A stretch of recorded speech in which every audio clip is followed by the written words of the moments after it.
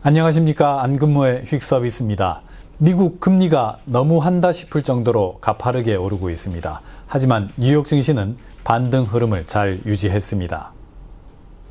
뉴욕 증시를 대표하는 지수 S&P 500입니다. 지난 금요일에도 오름세를 지속했습니다. 200일선 위에서 한층 여유가 있어 보입니다. 지난 2월에 형성했던 고점 4,600선까지 뚫어낸다면 추세에 대한 확신이 더 커질 것 같습니다.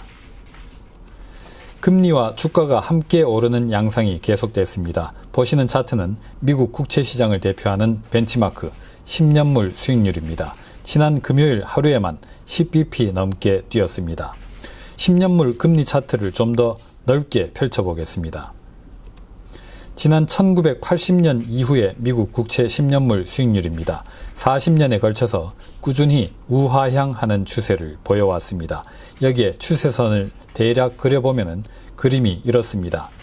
최근 들어서 미국 10년물 금리가 이렇게 추세선을 뚫고 올라왔습니다. 지난 2018년 가을에도 그랬던 적이 있었죠. 증시가 급락하고 결국 금리도 따라서 떨어졌던 기억이 있습니다.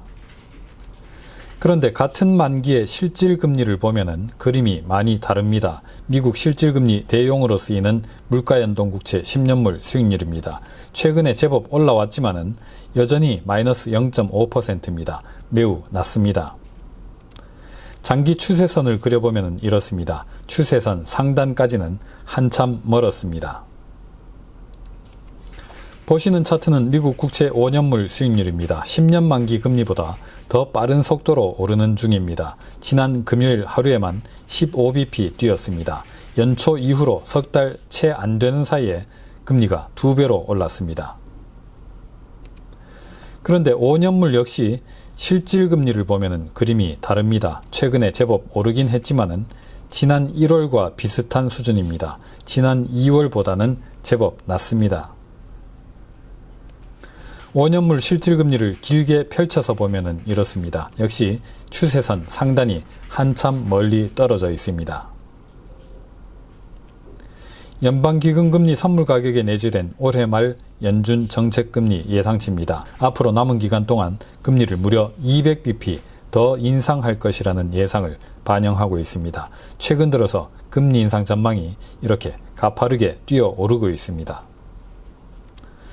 그러나 빨간색 선, 미국 인플레이션과 함께 그래프를 그려보면 얘기가 달라집니다. 노란색 선, 올해 말 예상되는 미국 정책금리는 까마득하게 낮아 보입니다. 1년 전에 비해서 격차가 오히려 더 심하게 벌어져 있습니다.